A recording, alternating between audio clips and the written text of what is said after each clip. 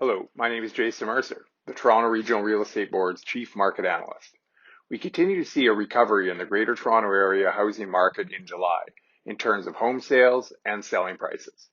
With this in mind, I'm going to take the next few minutes to take you through the highlights of TRREB's July statistics.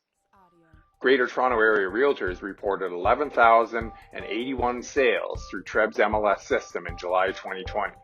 A 29.5% increase over July 2019 and a new record for the month of July.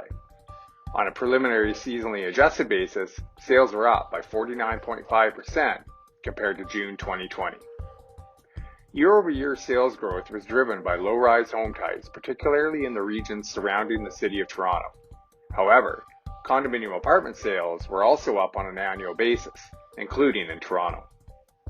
Sales activity was extremely strong for the first full month of summer. Normally, we would see sales dip in July relative to June as more households take vacation, especially with children out of school.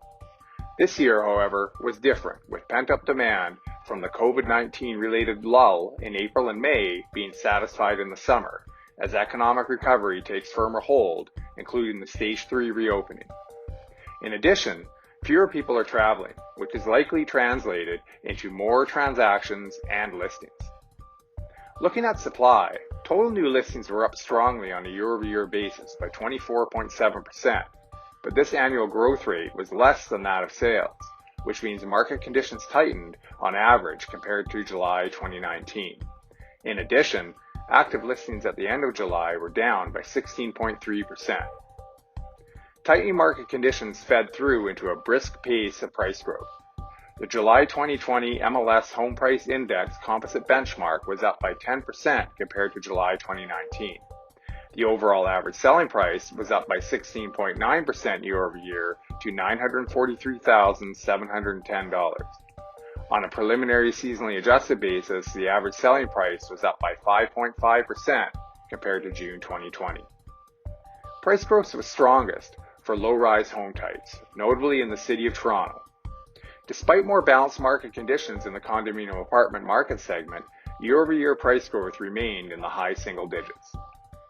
The bottom line is that competition between buyers continued to increase in many segments of the GTA ownership housing market in July, which fueled a further acceleration in year-over-year price growth in July compared to June. On top of this, we also experienced stronger sales growth in the more expensive detached market segment, which helped us explain why annual growth in the overall average selling price is stronger than growth for the MLS Home Price Index composite benchmark.